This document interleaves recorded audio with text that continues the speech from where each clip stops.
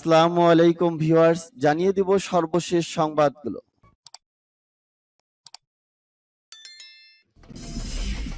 সংবাদের শুরুতেই জানিয়ে দিব সংবাদ শিরোনাম। সৌদি আরবকে পরিণতি ভোগ করতে হবে, হুঁশিয়ারি বাইডেনের। উত্তর কোরিয়ার ক্ষেপণাস্ত্র শত্রুপক্ষের জন্য অত্যন্ত ভয়ঙ্কর। রাশিয়ার সঙ্গে যুদ্ধের কথা স্বীকার করছে ন্যাটো, বললেন মেদভেদেভ। পুতিন পারমাণবিক অস্ত্র ব্যবহার করবেন না, বিশ্বাস বাইডেনের। এবং জানিয়ে দিব সর্বশেষ শিরোনাম, ইউক্রেনকে সমর্থন দিয়ে যাবে G7। এতক্ষণ শুনছিলেন সংবাদ শিরোনাম, এখন শুনবেন সংবাদের বিস্তারিত। তো বন্ধুদের কাছে রিকোয়েস্ট ছিল এই ভিডিওতে একটা লাইক দিবেন, আর ভালো লাগলে অবশ্যই বন্ধুদের মাঝে শেয়ার করে দিবেন। সৌদি আরবকে পরিণতি ভোগ করতে হবে, হুঁশিয়ারি বাইডেনের। সৌদি আরবের নেতৃত্বাধীন ওপেক প্লাস জোটের তেল উৎপাদন কমিয়ে আনার সিদ্ধান্তে ক্ষুব্ধ প্রতিক্রিয়া ব্যক্ত করেছেন মার্কিন প্রেসিডেন্ট জো বাইডেন। এই ঘটনায় সৌদি আরবকে পরিণতি ভোগ করতে হবে বলে হুঁশিয়ারি উচ্চারণ করেছেন তিনি।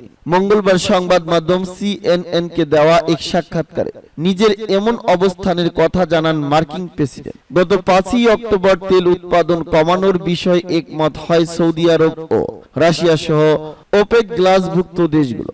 নতুন সিদ্ধান্ত অনুযায়ী প্রতিদিন 20 লাখ ব্যারেল তেল উৎপাদন কমাবে এই জোটের সদস্য দেশগুলো। এই ঘোষণার পরেই বিশ্ববাজারে তেলের দাম বাড়তে শুরু করে। এরই মধ্যে দাম বেড়েছে 10% বেশি।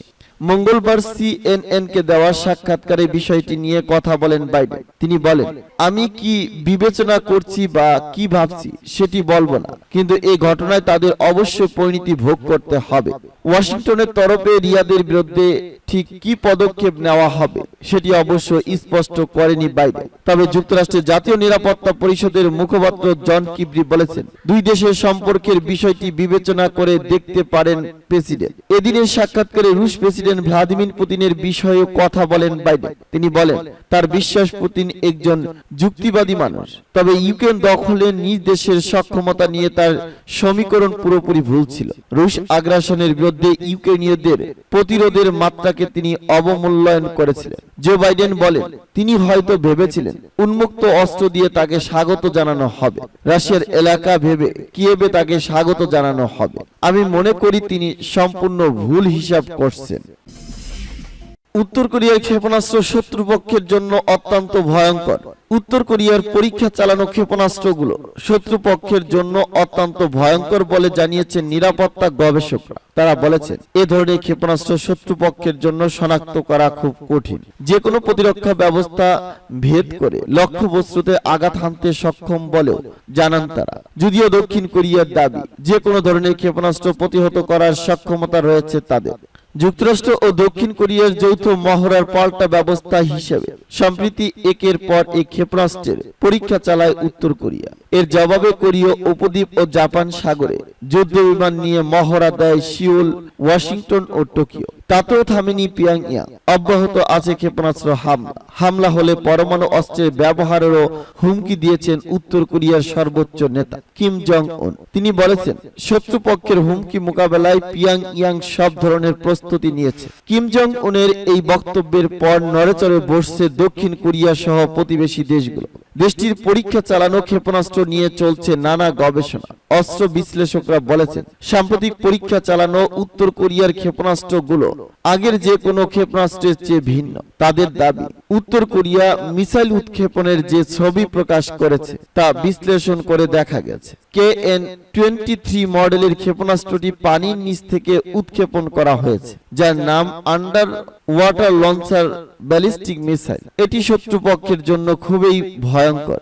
এই ক্ষেপণাস্ত্র শনাক্ত করা যে কোনো দেশের জন্যই খুব কঠিন। যে কোনো প্রতিরক্ষা ব্যবস্থা ভেদ করে লক্ষ্যবস্তুতে সহজে আঘাত হানতে সক্ষম বলেও ধারণা গবেষকদের। ক্ষেপণাস্ত্র বিশেষজ্ঞ মুন কে সিক বলেছেন, আমার কাছে যতটুকু মনে হচ্ছে এ ধরনের ক্ষেপণাস্ত্র বিশ্বে প্রথম। অনেকেই বলেছেন এটি সাবমেরিন ক্ষেপণাস্ত্র, তবে আত্মে একটি সাবমেরিন ক্ষেপণাস্ত্র নয়।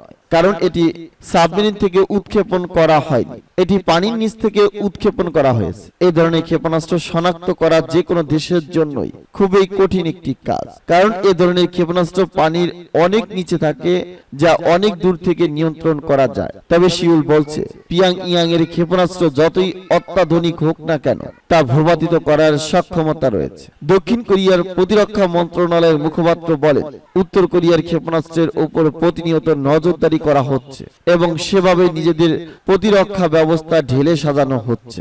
দক্ষিণ কোরিয়ার প্রতিরক্ষা মন্ত্রণালয়ের মুখপাত্র মুন হং সিক বলেছেন, উত্তর কোরিয়া একের পর এক নতুন ক্ষেপণাস্ত্র উন্মোচন করেছে, তবে এতে ভয় পাওয়ার কিছু নেই।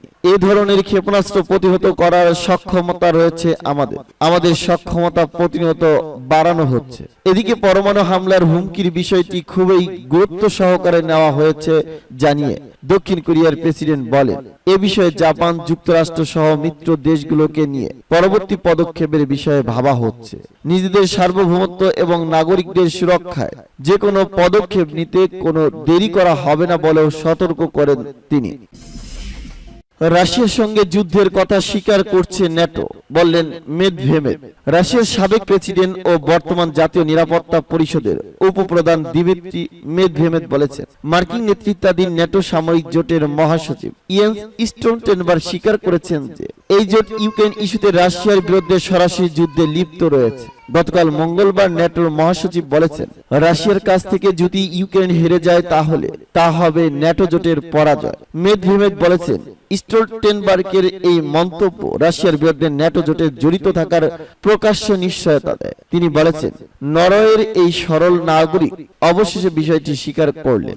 স্টোলটেনবার্গ, যিনি নরওয়ের সাবেক প্রধানমন্ত্রী হিসেবে দায়িত্ব পালন করেছেন, তিনি গতকাল এক সংবাদ সম্মেলনে ইউক্রেন যুদ্ধে ন্যাটো জোটের সরাসরি সম্পৃক্ততার কথা উল্লেখ করেন। তিনি বলেন, যদিও ন্যাটো জোট এ যুদ্ধে গুরুত্বপূর্ণ ভূমিকা পালন করছে, তবে জোট এই যুদ্ধের কোনো পক্ষ নয়। আজ ন্যাটো জোটের প্রতিরক্ষা মন্ত্রীদের সঙ্গে ইউক্রেনের প্রতিরক্ষা মন্ত্রী আলেক্সি রেজনিকভের বৈঠকে বসার কথা রয়েছে। এর আগে গতকাল এই সংবাদ সম্মেলনে অংশ নেয় ন্যাটোর মহাসচিব। ইউক্রেনের প্রতিরক্ষা মন্ত্রীর সঙ্গে বৈঠকে ন্যাটো মন্ত্রীরা এই আলোচনা করবেন যে কিভাবে জরুরি ভিত্তিতে কিয়েভের অস্ত্রের চাহিদা পূরণ করা যায়। রাশিয়ার সামরিক বাহিনীকে পরাজিত করার জন্য এ পর্যন্ত আমেরিকা ও ন্যাটো জোটের সদস্যরা কোটি কোটি ডলারের অস্ত্র দিয়েছে।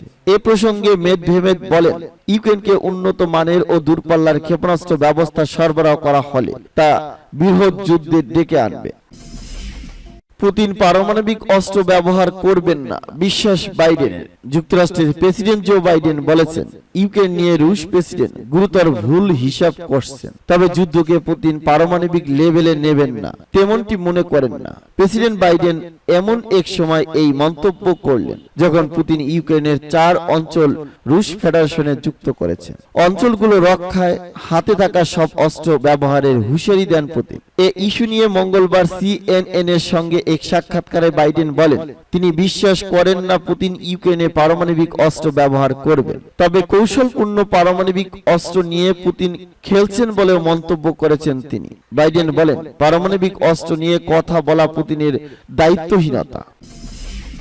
ইউক্রেনকে সমর্থন দিয়ে যাবে G7।